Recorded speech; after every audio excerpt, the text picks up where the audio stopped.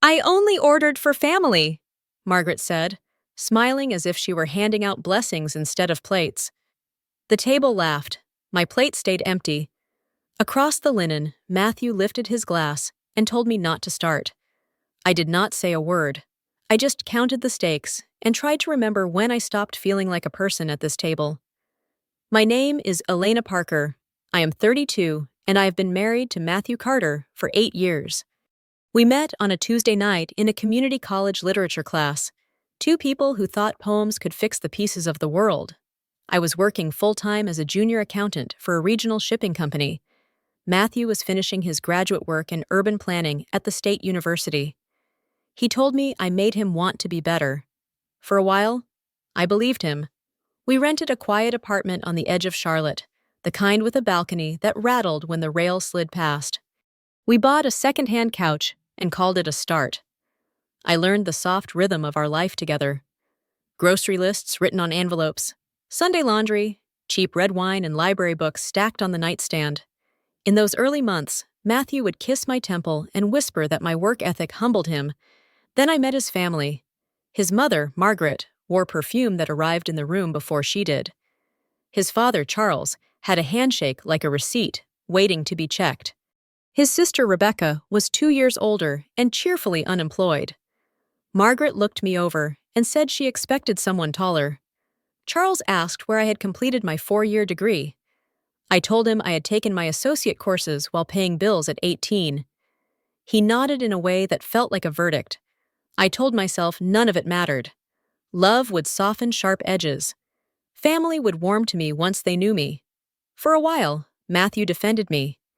He told them I worked harder than anyone he knew. He told me not to take their comments personally, that they could be a little much. But the comments did not stop. Margaret brought glossy pastries and set them in front of Matthew only. She sniffed at the coffee I brewed, then offered to bring her own beans next time. Rebecca joked that she could never do grunt work like mine. Charles asked about investments and shook his head when I said I was building savings slowly. I kept smiling. I kept showing up. I kept telling myself that every family has a language, and I would learn theirs. Until the day the language turned into a wall, and I found myself on the wrong side of it, staring at an empty plate. The first few slights I managed to brush off, Margaret buying Matthew a silk tie and handing me a regifted candle. Charles flipping through the business section during dinner and asking Matthew if he regretted marrying someone with such limited prospects. Rebecca laughing at my shoes, saying they looked like they came from a discount bin. I smiled, kept my voice polite, and reminded myself that families take time. But the pattern grew heavier with every visit. At Thanksgiving, Margaret served pecan pie to everyone else before announcing that she had forgotten I preferred it to pumpkin. She gave me a sliver so thin the fork almost split the plate. At Christmas, gifts were arranged like trophies: engraved watches, designer handbags, theater tickets. I unwrapped a floral oven mitt, already creased. Matthew thanked his mother for the leather briefcase she had chosen just for him. He did not notice my hands trembling as I folded the oven mitt back into its box. Charles developed a habit of asking about my salary, always lowering his voice just enough that others could overhear. When I told him, he would exhale sharply, as though the number confirmed everything he suspected. He once muttered to Margaret, "Not exactly wealth-building material." She nodded, adjusting her pearl earrings. Rebecca chimed in with faux sympathy. "I could never work all those hours just to scrape by. It must be exhausting." I knew it was meant to sting. Still, I refused to give them the satisfaction of a reaction. Matthew began to change. At first, he would interject, "She works harder than anyone I know." But as the years passed, the fire in his voice cooled. By the 5th year of our marriage, his defense had dwindled into murmurs. "Don't let it get to you," he said once in the car after his mother corrected my table manners. "They don't mean harm." But I knew they did. The harm was deliberate, practiced, a ritual. At family events, I was given chores rather than conversation. Setting the table, washing vegetables, refilling wine glasses. If I sat too long, Margaret would gesture toward the kitchen. Rebecca would smirk as though she had caught me slacking. They wanted me to believe that my place in their family was to serve, not to belong. And slowly, Matthew stopped seeing the difference.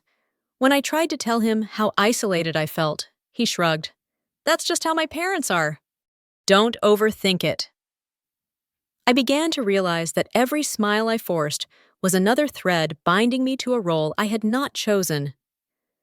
Every holiday, every carefully swallowed insult, every polite silence was weaving a pattern where I was less wife, more tenant.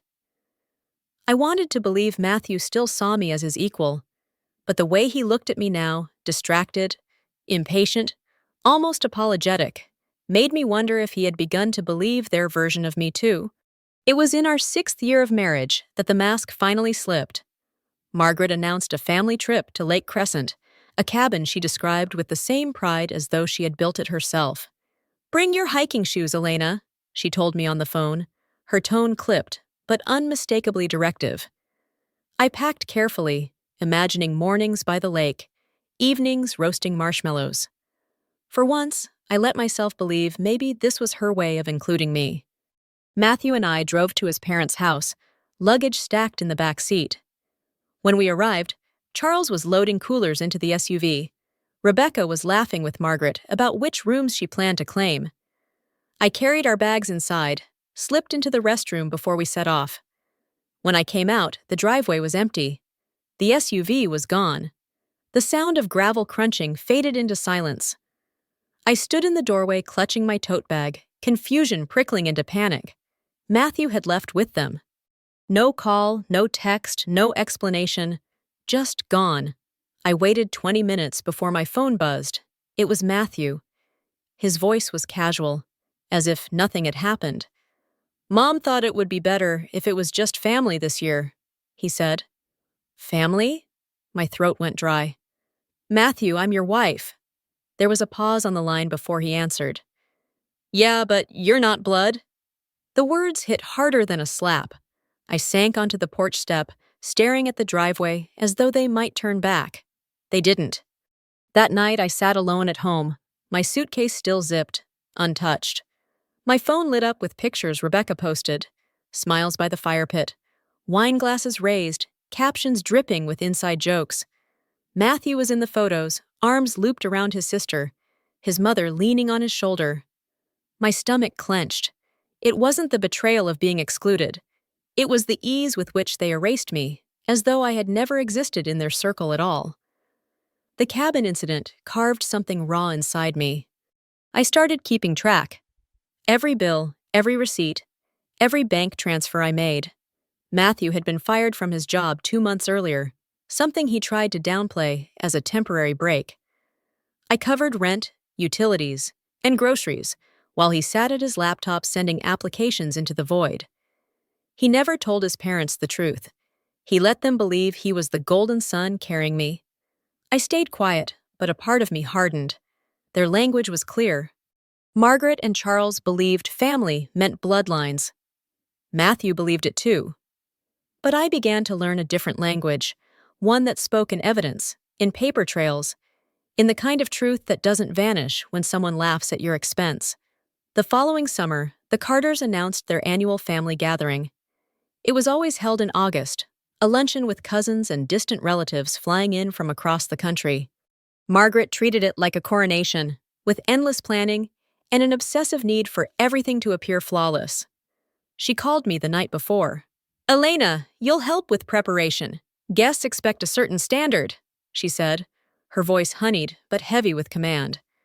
It wasn't a request. I could have said no. I could have told her that I had worked a full week and needed rest. Instead, I swallowed my resentment and agreed. Old habits die hard. The next morning, I was up at 6, ironing linen napkins, dusting shelves, polishing silver until my arms ached.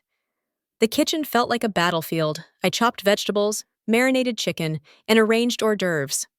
My back throbbed, but every time I slowed, Margaret's footsteps clicked across the floor to remind me of something else.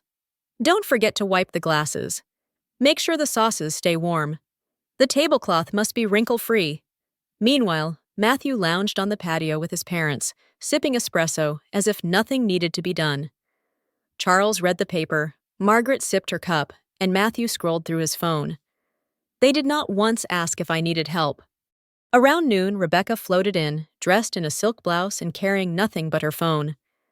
"Elena," she said breezily, "don't forget to make a vegan option for Aunt Diane. She can't have the roast." Then, with a satisfied smile, she disappeared again. By the time the guests arrived, I was running on fumes.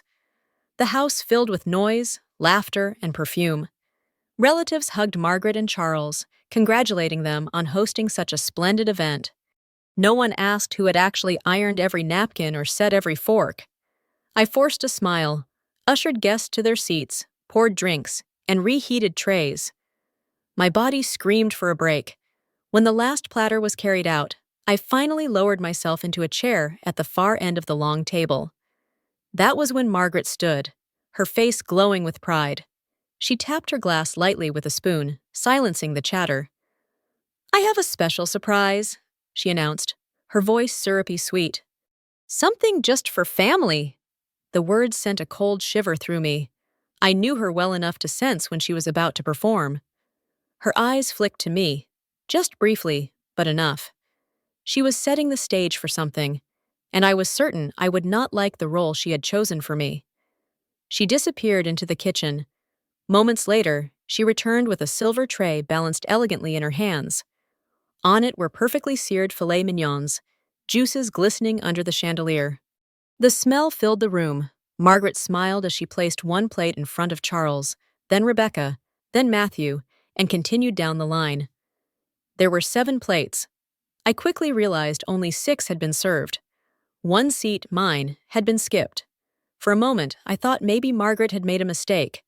Perhaps another plate would follow, steaming and tender, carried out from the kitchen by a cousin.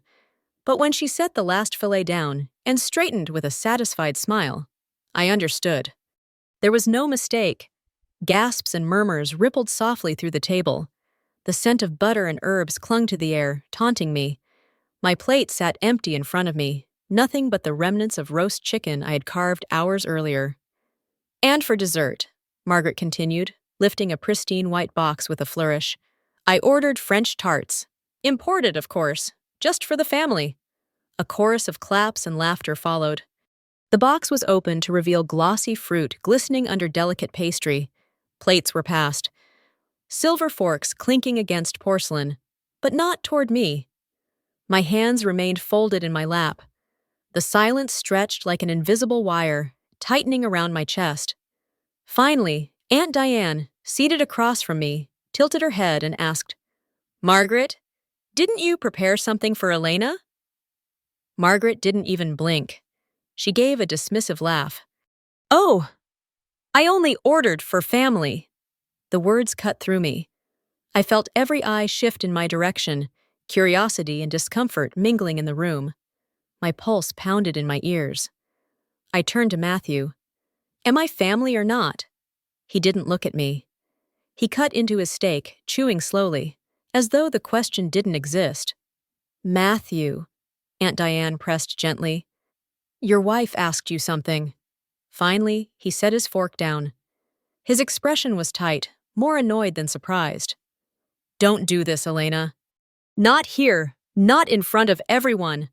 My hands trembled beneath the table, but my voice came out steady. "Oh, I think this is exactly the place." Margaret gave a sharp little laugh. "Honestly, Elena, this is so beneath you. Making a scene over food." "Food?" My voice rose, not in volume but in weight. "This isn't about steak or tarts. It's about 7 years of being treated like a stranger. Like a tenant in your son's life, instead of his partner." Charles scoffed, waving his hand as if brushing away a fly. "No one ever said you weren't welcome." "No," I replied, leaning forward. "You just said I wasn't educated enough. Not polished enough. Not family material. You said it with every side eye, every backhanded compliment, every time Margaret rifled through my private things looking for ways to belittle me." Rebecca rolled her eyes. "You're being dramatic." I met her gaze, sharp and unflinching. "You've never worked a day in your life, Rebecca. I've carried this marriage financially for nearly a year. while your brother pretends to leave for work each morning." The clinking of forks stopped. Matthew's head snapped up, his face paling. "Elena, shut up!" I turned to see instead to him slowly. "Or what? You'll lose your image?" "Hate to break it to you, but the truth is about to come out whether you like it or not." The room was silent except for the faint hum of the air conditioner. I could feel every set of eyes drilling into me. Matthew's jaw tightened, his hand gripping the edge of the table like it might anchor him against the tide rising around us. "You think this is about food," I said, my tone quiet but clear. "But it's not. It's about how I've been erased piece by piece for years." "And you let it happen, Matthew. Worse, you hid behind it." Margaret scoffed, her pearls rattling as she shook her head. "Do not drag my son into your melodrama." I inhaled sharply, then let the words fall. "Matthew hasn't had a job in almost a year." The collective gasp that followed was sharp enough to slice the air. Aunt Diane's hand froze mid-bite, her fork hovering above her plate. Charles leaned forward, eyes narrowing. "What is she talking about?" Matthew stammered. That's not true." "Yes, it is," I cut in. "He was fired from the city planning department last fall after a critical error. Hundreds of residents got the wrong tax assessments. It cost the city thousands. And he never told you, because he didn't want to tarnish the Golden Sun image." Margaret's face went pale. "Matthew?" she whispered. "He's been pretending to leave for work every morning," I continued, my voice steady now, stronger. "Meanwhile, I have been paying every bill, rent, utilities, groceries, even his car repairs. I've carried it all while he sat at his laptop sending out desperate applications for jobs he's underqualified for." Matthew pushed his chair back abruptly, his face flushed red. "This is insane. You're trying to humiliate me." "No," I said, reaching into my bag. My fingers closed around the folder I had tucked there days ago, just in case. I placed it on the table with a deliberate thud. "You did that to yourself. This," I tapped the folder, "is a draft of our separation papers. I already spoke with an attorney." Rebecca dropped her fork. Margaret's lips parted in shock, her hand pressed against her pearls. "You cannot be serious," she hissed. "I am," I replied. "I'm done being treated like the outsider who exists to cook, clean, and smile, while you all whisper about how I don't measure up. I'm his wife. Or at least I was supposed to be." Rebecca found her voice again, sharp as broken glass. "You'll never fit in with us. You don't have class, Elena." I smiled faintly, leaning back in my chair. "And yet, I'm the only one here who knows how to pay a mortgage."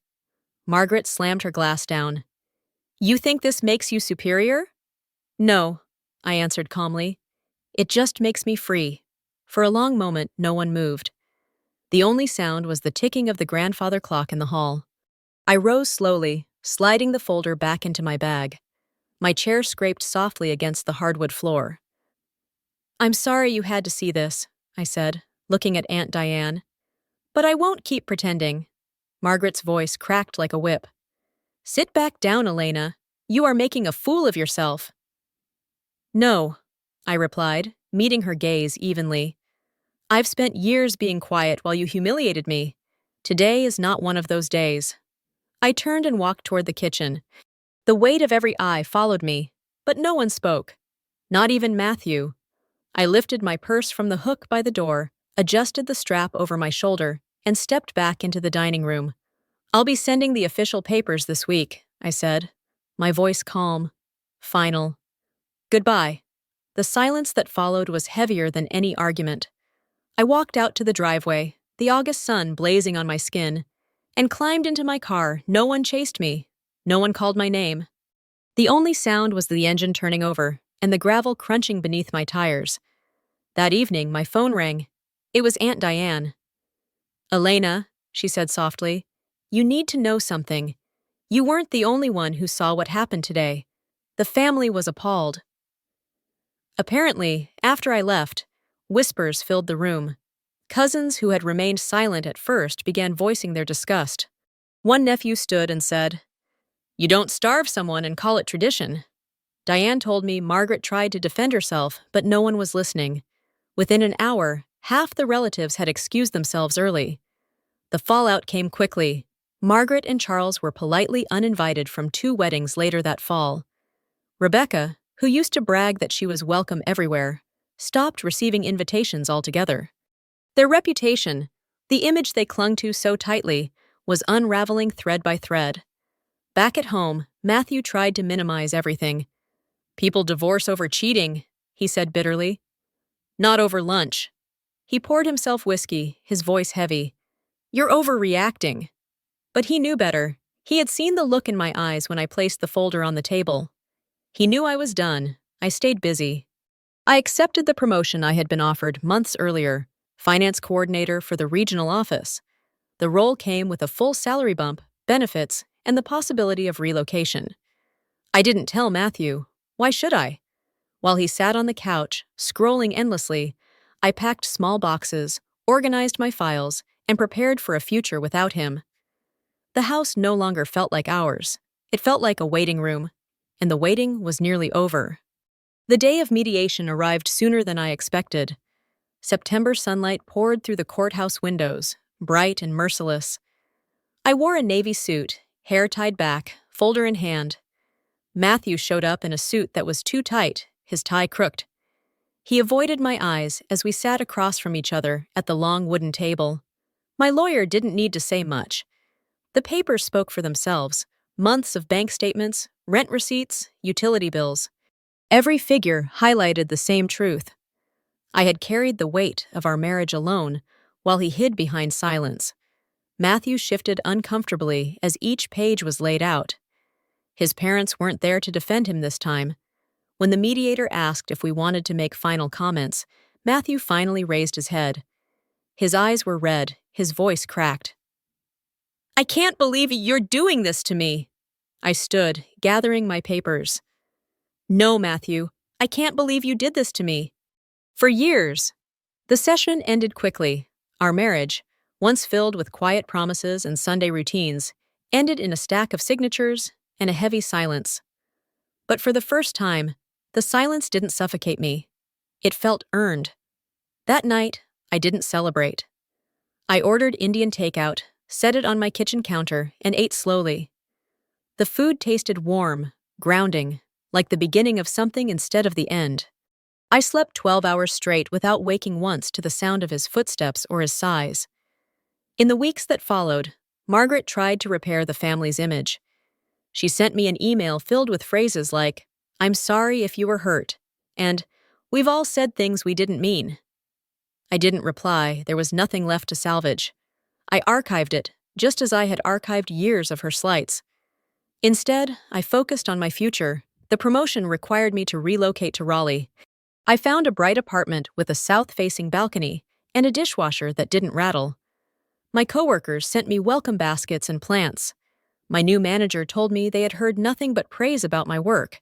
For the first time in years, I felt recognized for who I was, not for who I wasn't. Late one October night, my phone buzzed. An unknown number. It was Matthew. His voice was quiet, almost broken. "I just wanted to say I miss you. I should have stood up. I should have done more." I looked out at the city lights glittering in the distance. "You had 8 years, Matthew." There was a pause. I was scared. "Of what?" I asked. "My mother. Of losing everything." I let the silence hang. Finally, I said, "You already lost the one thing that mattered." Then I ended the call. Standing there in my kitchen, I breathed in the stillness. No footsteps, no whispered judgments. Just me and the basil plant on the windowsill, thriving in its own light. Marriage is not just about love, it is about respect. Silence in the face of cruelty is not neutrality, it is betrayal. Sometimes the bravest act is not enduring, but walking away. Because dignity is not given by others, it is claimed by you.